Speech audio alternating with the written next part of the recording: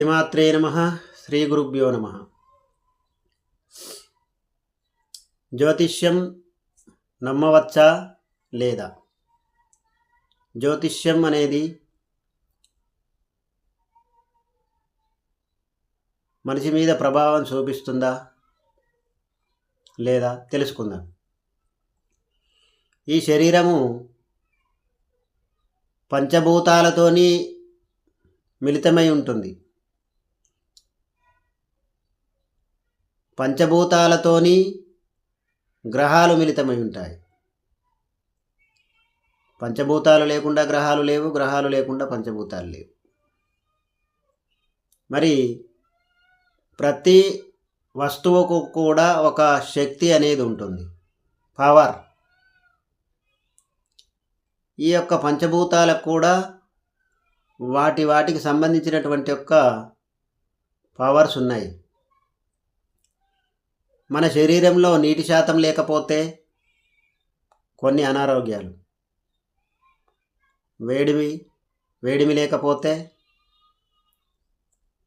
కొన్ని అనారోగ్యాలు. పంచతత్వాలు, ఈ పంచతత్వాలలో ఏ తత్వం లోపించినా కూడా శరీరంలో ఏదో ఒక అనారోగ్యం కలుగుతుంది. ఆ అనారోగ్యానికి ఆ తత్వాలలో, పంచతత్వాలలో ఏదో ఒకటి, మరియు ఆ పంచతత్వాలకు సంబంధించినటువంటి యొక్క గ్రహాలు కూడా ఏదో ఒకటి మనకు లోపం ఉంది అని అర్థం. అయితే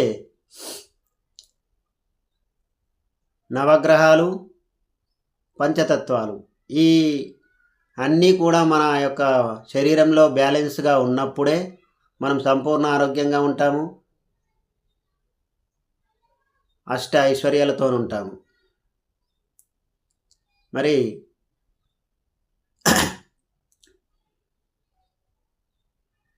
ఈ పంచభూతాలు అనేవి, నవగ్రహాలు అనేవి బ్యాలెన్స్గా లేకపోతే మన జీవితం ఏదో ఒక సమస్యతోని బాధపడుతూనే ఉంటుంది, మన శరీరం కానీ మన మనసు కానీ ఏదైనా కానీ.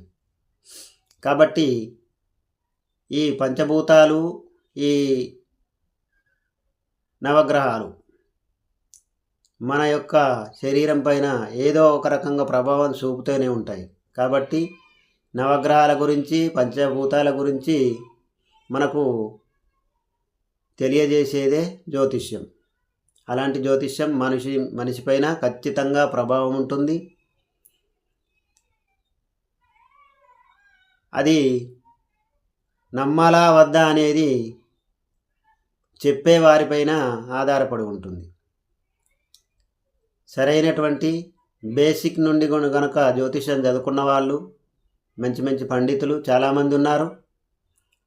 వాళ్ళ యొక్క సూచనలు, సలహాలు తీసుకొని ముందుకు వెళ్తే మన జీవితం ఖచ్చితంగా ఫలవంతం అవుతుంది. స్వస్తి.